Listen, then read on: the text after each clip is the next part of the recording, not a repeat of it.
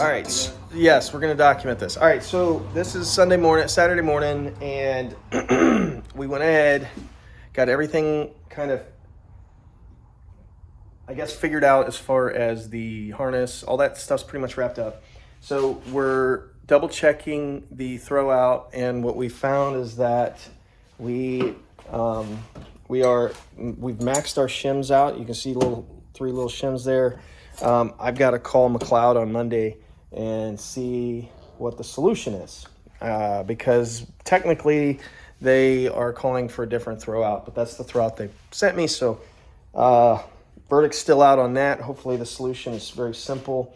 And if you can tell, we're trying to assemble the BTR shaft assembly for the rocker arms and valve train. So let me turn this around and I'll kind of show you. So here's Matt. We are going at this together, so we make sure that we cover everything. Say that. Yes. I've got these rocker stands, real nice rocker stands that I will not be using because the assembly comes with its own stand. So you see here, it's specific.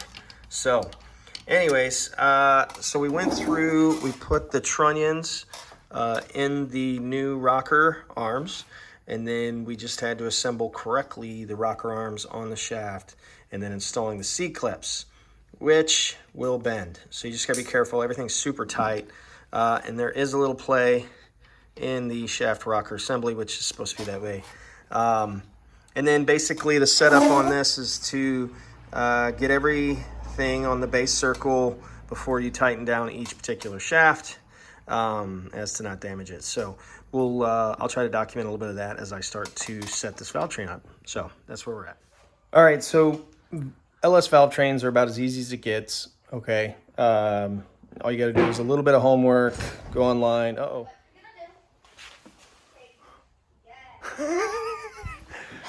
That's how you get rid of the wife right there. What are you doing? All right, like I was saying, LS valve train setup is about as easy as it gets when it comes to, the steps in which you take to do it. All right, very little, you don't need feeler gauges really on a stock setup, on a hydraulic setup.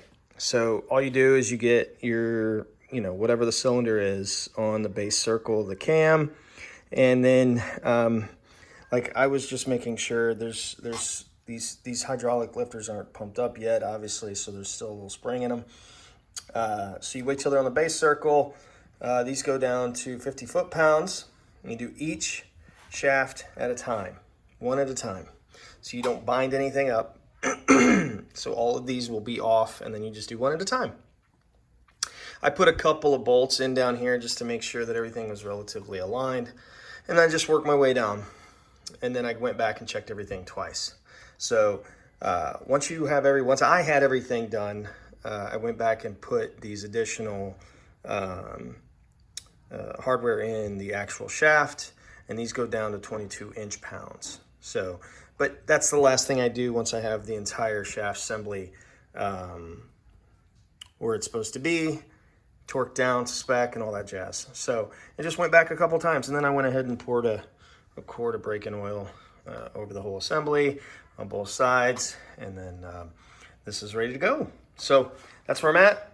I think what I'm going to do next is I'm going to paint the motor. So hang tight, and we'll document some of that. All right, everything's prepped and masked. We're going to go with Chevy Orange, and I'm going to try this. I'm going to go with like a VHT color, like just an off-the-shelf aerosol.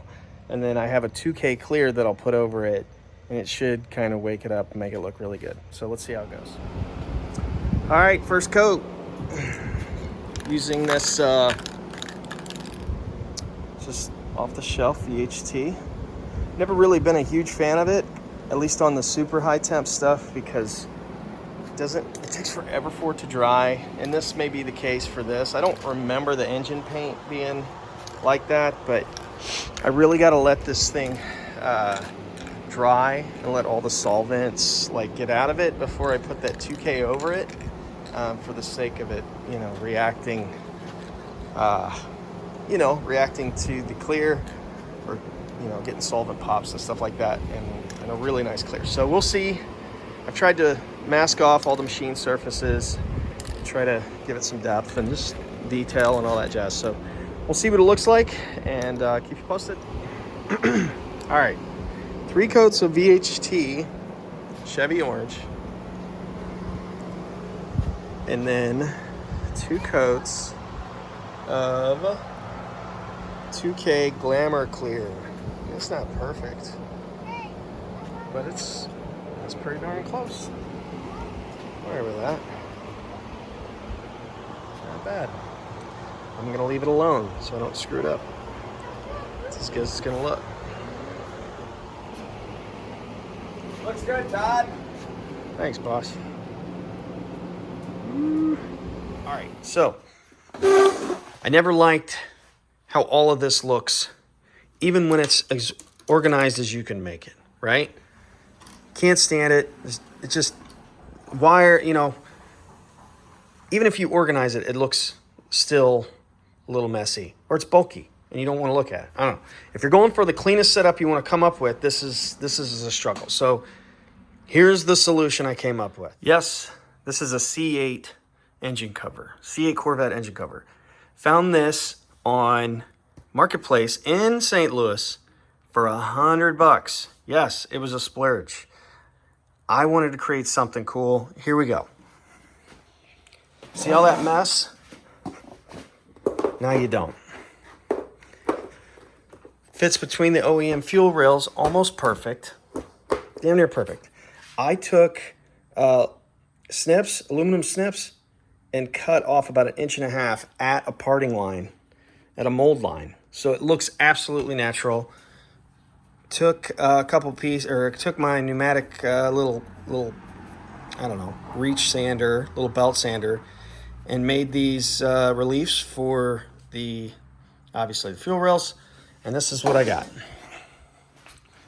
I got what I think is a very super clean, kind of retro LS3 engine cover, right? So I'm stoked. I went ahead and went semi-gloss black on the front drive assembly, Chevy orange. I'm stoked. Can't wait to get it all together and get it. All right, this engine is damn near ready to go. Doing some transmission throwout bearing stuff right now. Video on that coming here pretty quick if it hasn't come out before this. I don't know. I think it's going to come out after. Anyways, thank you guys for watching. I'm excited. We're getting close. Stick around. This thing will be running before we know it.